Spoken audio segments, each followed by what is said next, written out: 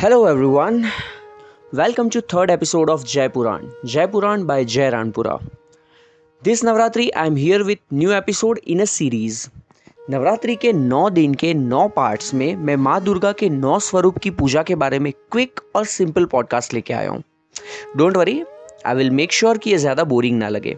So let's start with part 1, माँ शैलपुत्री. नवरात्रि के पहले दिन हम माँ शैलपुत्री की पूजा करते हैं. शैलपुत्री यानी द डॉटर ऑफ माउंटेन, पर्वत की पुत्री. शैल यानी शिला या पर्वत और पुत्री यानी कि बेटी. माँ पार्वती जिन्होंने हिमालय के घर जन्म लिया था, उनको शैलपुत्री के स्वरूप में भी जाना जाता है. उनके जन्म का एक उद्देश्य ये भी था कि वो पिछले जन्म का जो अधूरा स्वप्न था वो पूरा करे, यानी कि शिव जी से शादी. पिछले जन्म में वो सती के स्वरूप में अवतरित हुई थी और वो शिवजी से शादी करना चाहती थी. शिवजी वैरागी थे. सबने उन्हें समझाया कि शिवजी वैरागी है और वो संसार नहीं निभा पाएंगे. सबके मना करने के बावजूद भी सती ने शिवजी से शादी की और उनके साथ कैलाश पे रहने लगी. कुछ समय पश्चात प्रजापति दक्ष ने एक बहुत बड़े यज्ञ का आयोजन किया और सारे देवताओं को, ब्रह्मा जी को, विष्णु जी को, सबको आमंत्रित किया. लेकिन शिवजी और सती को उस यज्ञ में आमंत्रण नहीं था. सती को जब इस बारे में पता चला तो उन्होंने यज्ञ में जाने की इच्छा व्यक्त की. शिवजी ने उन्हें मना किया कि नहीं, अगर आपको आमंत्रण नहीं है तो नहीं जाना चाहिए. लेकिन सती ने कहा कि मेरा ही घर है, घर की बेटी को आमंत्रण की क्या जरूरत. शिवजी के मना करने के बावजूद भी वे नहीं मानी. If they don't invite you in, don't ask them to join. अगर वो आपको आमंत्रण नहीं देते हैं तो उनको ज्वाइन करने के लिए कभी मत पूछिए. शिवजी ने उन्हें मना किया, फिर भी सती वहां पहुंच गई. बिना आमंत्रण सती को वहां देख प्रजापति दक्ष बहुत गुस्सा हुए और उन्होंने उनको खरी खोटी सुनाई. इनफैक्ट शिवजी के बारे में भी उन्होंने बहुत भला बुरा कहा.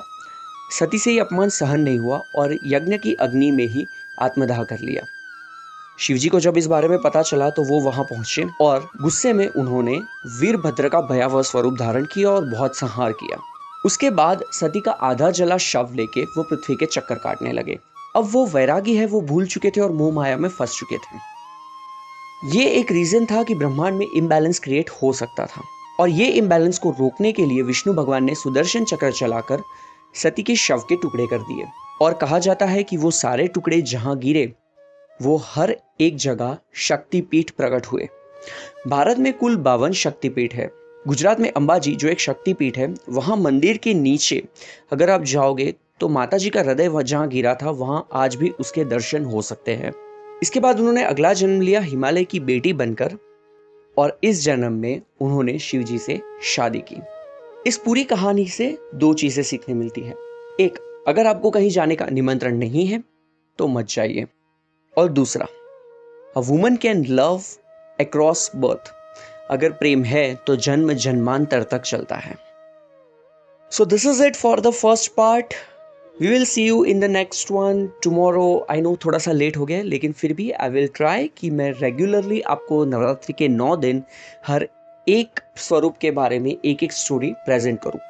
Keep sharing, keep listening to Jai Purana.